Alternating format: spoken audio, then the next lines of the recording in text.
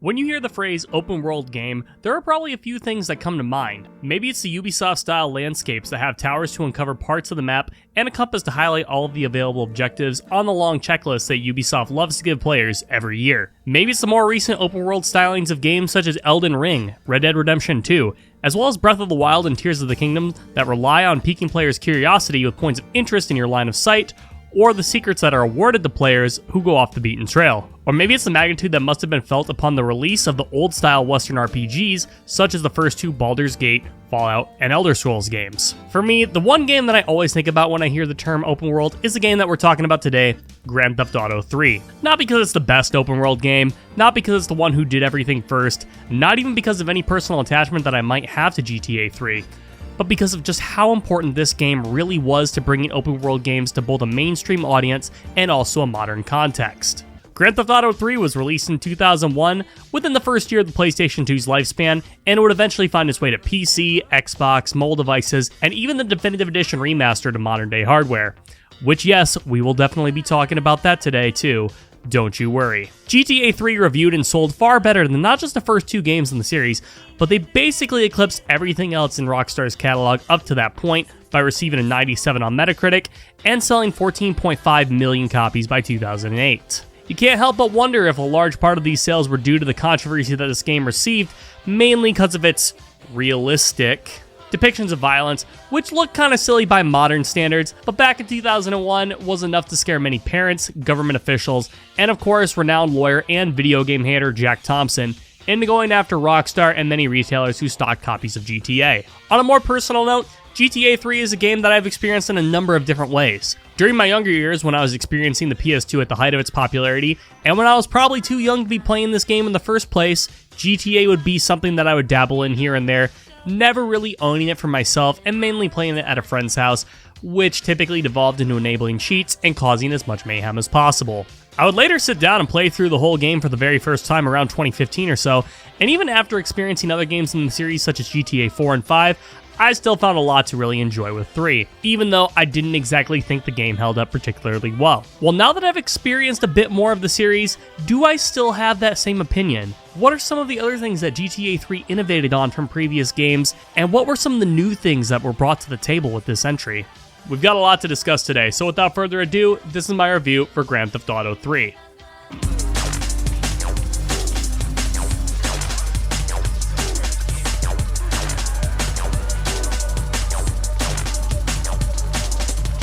One thing you probably noticed a bit as I was talking during the introduction to this video was that most of the footage came from the Definitive Edition that was released a few years ago. Now this might be a bit confusing to some because it's a pretty well-known fact that the Definitive Edition of the GTA PS2 trilogy was an absolute botched job of a remaster, which had a number of issues from both an artistic and technical standpoint. The GTA Definitive Edition trilogy has gone down in history as some of the absolute worst remasters, right next to the Silent Hill HD collection and Warcraft 3 Reforged. When the fan titles for these games are called the Defective Edition, you know you fucked up. So with that being said, why the hell am I looking at this version of the game if it's that bad? Well, since the definitive version's catastrophic release, a number of fixes have been put out over the years that made a ton of improvements to these games. Now, these updates don't make these versions of the game perfect by any means, with the San Andreas port being often considered as the worst of the three. With that being said, I do think, at least with GTA 3's case, you are better off playing the Definitive Edition, as there are a number of quality life improvements that I do think make going back to the original to be mostly a waste of time. The keyword there being mostly, as I think one of the most divisive things that the GTA Definitive Trilogy brought to the table was its change in art design. Now look, I'm not going to sit here and tell you that these games look great by today's standards or anything, but I will say I personally think the changes they made to the art style are fine. There are some slight aesthetical differences, sure, and occasionally there are weird textures that are just straight up placed incorrectly, but for the most part, I think it's pretty decent looking. This is kind of how I picture GTA 3 when I'm thinking about it after not playing it for a period of time, so to me, I think the graphic changes are overall passable. Now where the Definitive Edition really pulls ahead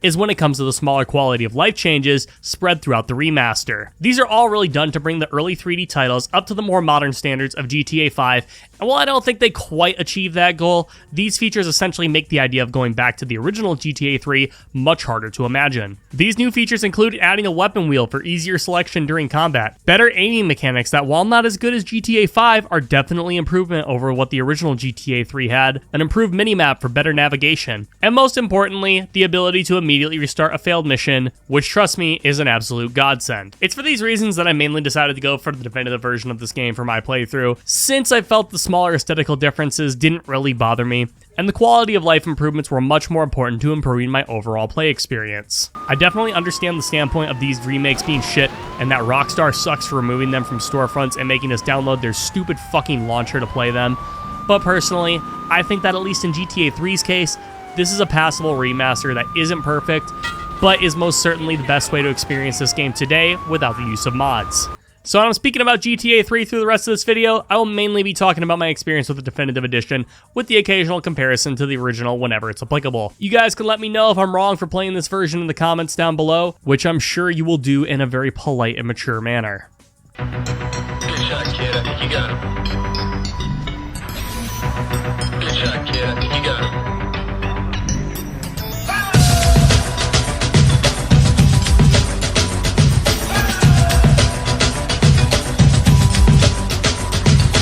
Now that we got that elephant in the room out of the way, we can start talking about the game proper. And what better place to start than with how this game runs, since, hey, we're just talking about how janky the original remasters were, so are they any better now? Well, sort of. I don't really have much first-hand experience with how these versions of the games were at launch, but I'm not gonna lie, GTA 3, when it comes to its performance, still leaves a lot to be desired. So I'm running this game on an RTX 4090 Ryzen 9 5900X with 48GB of RAM. It ain't no shitter rig. Even with all my hardware strength, even with DLSS turned to performance mode, even with tinkering with nearly every graphical setting, I could not get this game to run at a consistent frame rate. During the less populated areas of the city, the game ran great. I was getting over 100 FPS, everything looked pretty damn good, and I was having a great time. When going into some of the more populated downtown areas, that's where the performance took a nosedive. I never really saw it sink below 30, except for maybe the odd occasion when things got a little extra chaotic, but the game mainly hovered around the 40s, even when tinkering at the number of options. And the original wasn't that much better, considering the game was locked to 30 there, and uncapping the frame rate had some weird effects on the water and cloud textures, so you could pretty much pick your poison here. Admittedly, this isn't the end of the world to me. I can play games on a lower frame rate. Hell, I played through Blighttown on PS3 if you want to know my tolerance level. So seeing as how it stayed mostly above 30, I could deal with it. On the plus side, there are a lot of graphical things you can tweak in this game. In the definitive version, that is. Though, I was still impressed that the original GTA 3 not only had widescreen support, but even 4K resolutions. The definitive version has a ton of different options to customize that you'd probably expect. The shadow quality, draw distance, reflection clarity, all that good stuff. And when it comes to those graphics, they're alright. This is a 25-year-old game with a budget Kona paid on it, and it definitely feels like it. Like I said, some of the newer effects such as the better lighting and reflections make this game look a lot better, but it doesn't hide the fact that this is an early PS2 game, and it shows up in a number of areas. Some of the animations, for example, can be a bit rough, especially when it comes to the melee combat. It's almost cartoonishly stiff. Also, the popping in this game is pretty egregious, especially when it comes to other cars. And oh no, what's going on with poor Claude's arms? Oh my god. When comparing this to other games at the time though, it's a bit ahead of the pack. And you know, there's still a decent amount of stuff to appreciate, such as the texture detail spread throughout Liberty City, and the sheer scope of some of these areas is also pretty impressive for a game so early on in the PS2's life. Yeah, it's an old game, but if you like that late PS1, early PS2 vibe and want to see it with a fresh coat of paint, I think you can do far worse than this. The best thing about GTA 3's presentation, and the thing that has definitely held up to this day, has to be the audio design. Though it's not perfect, as I did have to play around with the audio levels to make sure the character's dialogue wasn't being drowned out by the music.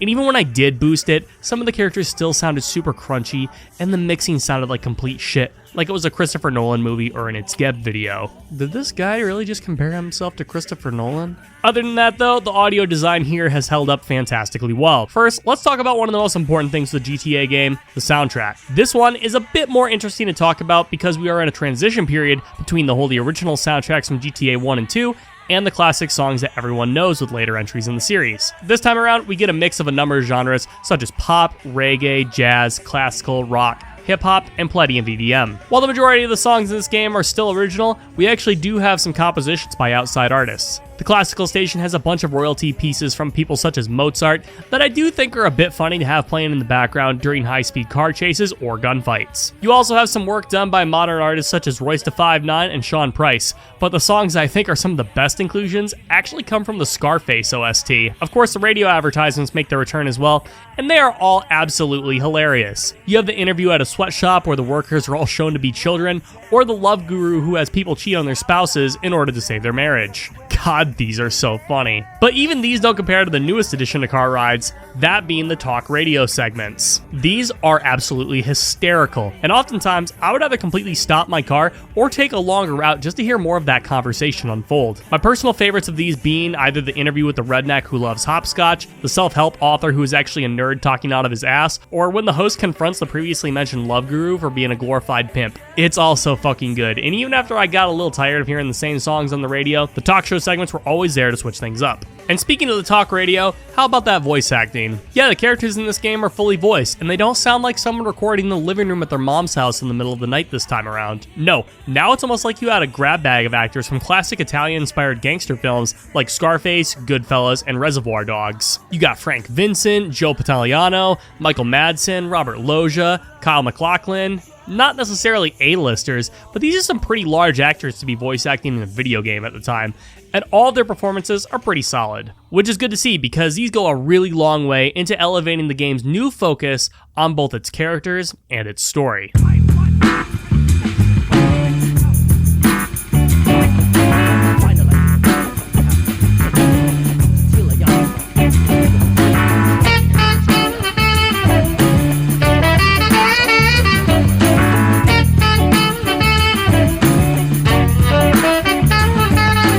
One of the most welcome changes to the Grand Theft Auto series found its start in GTA 3, and that is the greater emphasis on the story and the characters who help push that narrative along. This is still a bit of a far cry from later Rockstar games that would have the over-the-top set pieces, nail-biting dilemmas, and interesting social commentary that you might come to expect with the modern-day GTA and Red Dead titles, but this is where you begin to see that line being formed. The premise here is nothing too out there. You are a criminal who was betrayed by your partner during a heist and was left for dead after attempted murder. You were then arrested, but eventually escape custody and try to make your name for yourself in Liberty City by doing jobs for local mobsters, assisting crooked cops, and having frequent run-ins with rival gangs. A simple setup that, if we're being honest, doesn't really do too much more than the previous two GTA games did. And much like GTA 1 and 2, you will accept a variety of jobs from different characters who will give you a brief lowdown of your goal. And just like how GTA 2 took the people that you spoke to over the phone in GTA 1 and gave them a face and bit more personality, GTA 3 now takes it a step further to actually make these quest givers seem more like real people. These characters have relationships with one another,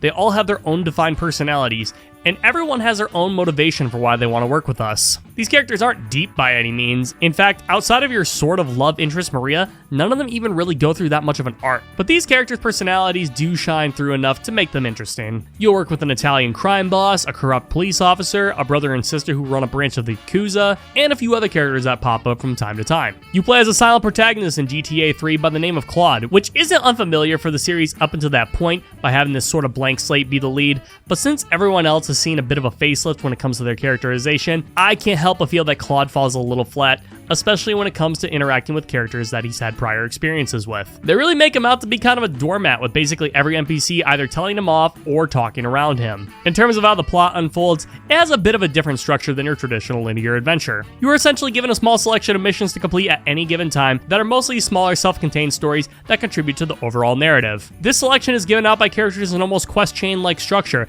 that once an area is cleared, will have a capstone mission that will be a lot more important to the overall story. It's a structure that Rockstar really coined back here in GTA 3 and have since gone on to feature in pretty much every single one of their open world games since, and they did that for good reason. It works. This structure gives the player a lot of freedom to either play through a character's entire questline or pick and choose which ones they want to do at any given time. So GTA 3's story is far from the most robust thing, but the changes that were implemented here were a welcome addition. However, these changes don't even come close to what we see when it comes to GTA 3's gameplay.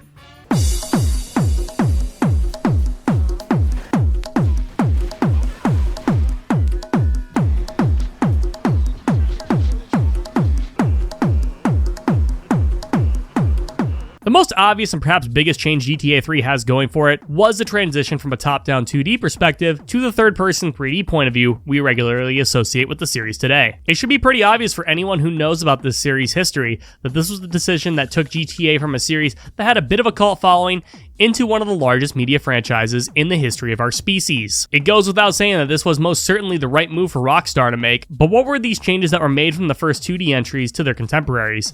And how well do things compare to other games in the modern era? Well, I can honestly say that this doesn't exactly hold up super great when compared to GTA 5 or even 4. However, I wouldn't necessarily call it bad by any means either. One of the first things you're introduced to in GTA 3 is the combat. The combat in this game can really be divided into two camps: melee and gunfights. The melee combat is serviceable. You really only have two choices between using your fists or a baseball bat, and while being somewhat effective in handling singular targets, as soon as multiple enemies begin appearing, you're probably going to want to use something else. The gunplay, on the other hand, is a real star of the show, and it's definitely better than GTA 1 and 2, but nowhere near as responsive as 5. This is mainly due to the lock-on being a bit too hard to switch between multiple targets, often instead being stuck on whichever enemy you are currently pointing at. It's not the worst feeling in the world, but it's definitely something that takes some getting used to. The weapon selection you're given is pretty solid too, even if they did omit the dual pistols and the Tesla gun from GTA 2. Everything else is here though, such as the flamethrower, shotgun, rocket launcher, AK-47, but I would say the sniper rifle is the best new addition, simply from the fact that you're actually able to go into first-person mode when you are sniping. You still have the health and armor system from GTA 2 here, which thankfully is a bit easier to maintain, since with the advent of the game being in 3D, you now have a much better sense of cover. There aren't any cover mechanics necessarily, just a better sense of perspective in being able to use the environment to your advantage in combat. But it's something that definitely adds to the flow of gunfights for the better. Best part about all this is the removal of the live system. That's right, you can die as many times as you want now, and you just lose your weapons and respawn at the hospital, with no real repercussions beyond that. Thank you. That was a great change.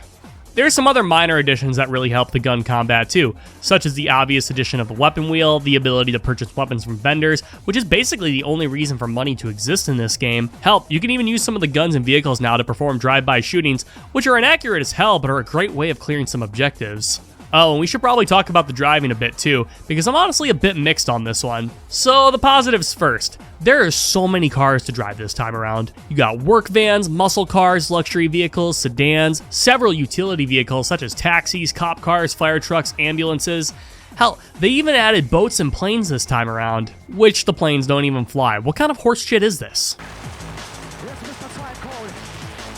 Oh, I'm dumb as fuck. I do like all the options though. Each of them have their own top speeds, level of handling, and the ability to just smash through other cars as if they were made of styrofoam. Speaking of which, the cars in this game are incredibly fucking fragile, like even more so than cars in real life. One bump to your front end and boom, your hood is flying up. If you don't properly close that door, it's flying open for the rest of the trip. And if you tip your car upside down, you better get your ass out because you have seconds before that car explodes. Cars in this game are so light that you will always be tipping over, and they have such a low health pool that they will always be exploding, which is kind of cool for the chaotic moments, but not so great when you're trying to hold on to a vehicle you like. It's because of this that I never really bothered putting a car in my garage to save it, since it was more than likely going to be destroyed on the way to my destination anyways, and I'd just be better off hijacking something along the way. And you might be saying, well, just drive better and your car won't be wrecked. But that's not really the problem here. Well, okay, that's not the only problem here. The reason I get into so many more wrecks now is that sometimes the other drivers on the roads are the ones that are causing them. The AI in GTA went from being some of the best, most safest drivers in the world to being something much closer to how actual people drive in New York, in that they don't give a fuck who lives or dies because they are not missing that fucking exit. Which again, is kind of hilarious for the funny moments that it might cause, but it's also a bit frustrating for the missions that require cars to take as little damage as possible. On the flip side, this rock stupid AI has translated over to the police too, which still carry a very similar approach to how they were in GTA 2. They can still arrest you at the touch, but now it feels like you have so much more time to prepare and react to what is going on around you with the much larger scope and view that it rarely becomes an issue. These 3D environments make it so much easier to actively avoid the police both inside and outside of wanted speed chases. Which is great because the cooldown mechanic from your wanted level is back again, but of course the option of painting your card to invade everyone still exists here too. There's even another bonus way to lose the cops by finding these police tokens that have been carefully put into some of the more risky to drive areas that make up this game's large open world and are one of the many factors that make Liberty City such a fun place to explore.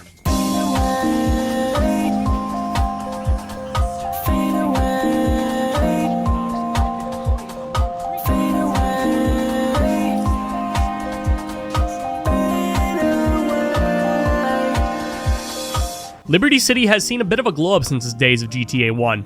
The city, much like anywhere in GTA 2, has been divided up into 3 districts: Portland, Staunton Island, and Shortside Vale. Each of these areas are divided up by channels of water that are impassable to the player due to Claude's inability to swim. Hey, give the guy a break. Just look at how tiny his arms are. I'm surprised that he can even reach the steering wheel for some of the cars that he's driving. This means that each of the zones are gated off by story progression, which I honestly like because as the game opens up more and more, you'll have increasingly difficult objectives that will require you to travel to all the major areas of the map. And for what it's worth, I really like the way that Liberty City looks in this game. There is so much more detail to Liberty City this time around, with a ton, and I mean a ton of different points of interest. You have restaurants, Chinatown, the stadium, the Central Park-like area, the massive casino, the mansion on the hill, construction sites, large cargo ships, the abandoned underground tunnel, the junkyard, a giant dam. Look, maybe it's because I was kind of starved of environmental variety with GTA 1 and 2, but I am so happy to see so many different and recognizable areas that are all seamlessly connected with no loading screens, making this feel like an actual city. The other thing making this feel like an actual city is a different sense of verticality that has been added simply because of the switch to the 3D engine. You had the occasional bridge or scaffolding in the first 2 GTA games, but those didn't even compare to what GTA 3 has. You got hills requiring the player to slow down when driving over, bridges that are hundreds of feet above the water, as well as tunnels that go underneath. Hell, even as something as mundane as a parking garage adds a ton more to the environment than either of the first 2 GTA games had. Some areas also have gates that can only be bypassed if you have the appropriate vehicle that are typically associated with a particular gang. That's right, the factions from GTA 2 are back, but unfortunately the faction respect system didn't survive the transition. Instead, these gangs will naturally align or go against you depending on what point you are in the story, which is admittedly not as cool. One little detail that I do appreciate though is you can actually see where all of these gangs are located on your map. Wait, on your map? Oh sweet Jesus, this game actually has a map, and you know what? This map is good too. It highlights what gangs are in a particular area, it highlights all the mission objectives and weapon shops, it even allows you to place down pins that you could see on your minimap. Wait, it's got a I could literally fucking cry right now. You guys have no idea how much harder it made playing GTA 1 and 2 without one of these things. Now, instead of that stupid fucking arrow, you actually have a path clearly marked out on your minimap that might not always be the absolute fastest route, but shit, it will actually take you to where you need to go. This reason should be enough to convince you that the open world in GTA 3 was easily the best that Rockstar had up until that point. I don't really know what else to say, but this was just a massive step up in every single way.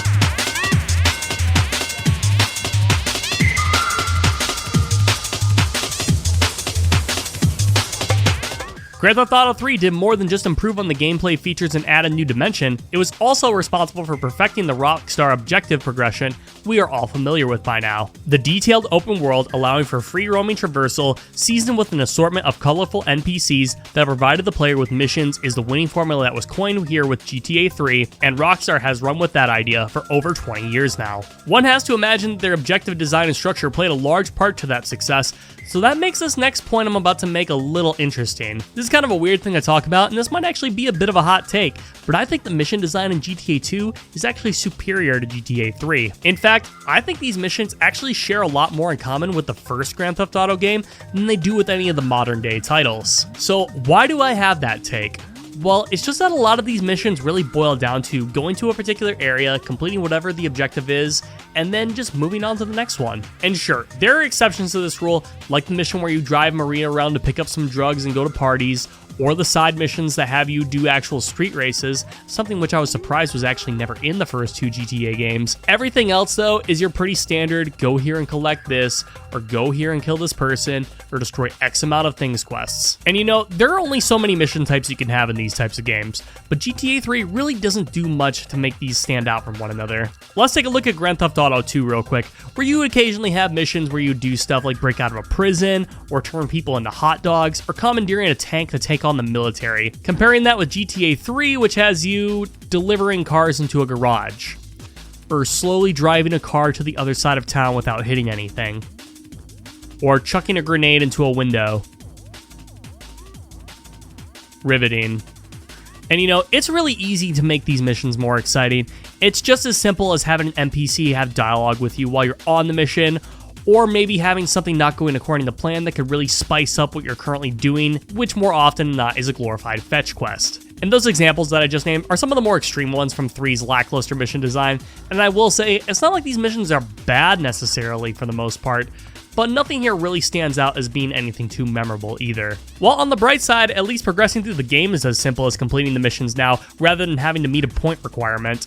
And since there is no live system and your only penalty for failing the missions is to do it over again, you can kinda go wild with this one. This feeds back into the gameplay loop, allowing the player to take more risks and commit more crimes, which does ultimately make the moment-to-moment gameplay far more enjoyable. There are even some side missions to do this time around. Funnily enough, being found at the payphones located around Liberty City, much like how they were in the first Grand Theft Auto game. These aren't really anything to write home about, but they are an extra distraction to add to your playtime. There are even some optional jobs that you can take after taking a taxi, police car, or ambulance that let you earn some extra cash by dropping people off at destinations, or taking part in vigilante justice while you're in a police cruiser. Don't think too hard about why they're paying you after you just stole a cop car. It doesn't make a whole lot of sense. But hey, it's all extra content, which is nice to see, and it goes a long way in making GTA 3 an even more worthwhile experience to play.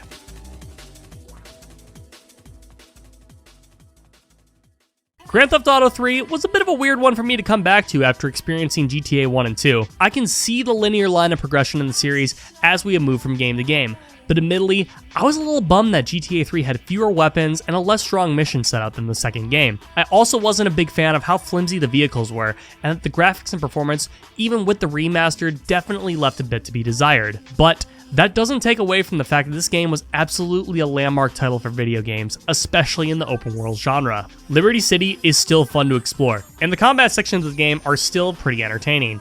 And the writing, especially when it comes to the talk show segments, still hold up as being hilarious to this day. Yeah, there are definitely signs of age, and to some, this might be kind of skippable. I would still honestly recommend it though. I'd put it around the same tier as GTA 2, maybe just a smidge higher given my 3D bias, but you can't go wrong with experiencing either game. Pick this one up if you haven't had a chance to play it yet, maybe even consider giving the Definitive Edition remaster a shot. It's really not as bad as most people will lead you to believe. And hey, if I'm wrong about that, you guys know where to tell me. But that's all the time I have for you guys today. Thank you for watching. What was your favorite memory of Grand Theft Auto 3? Please be sure to leave your thoughts in the comment section down below. And hey, if you enjoyed today's video, maybe consider giving it a like and subscribing. Thank you guys again. I'll catch you in the next video.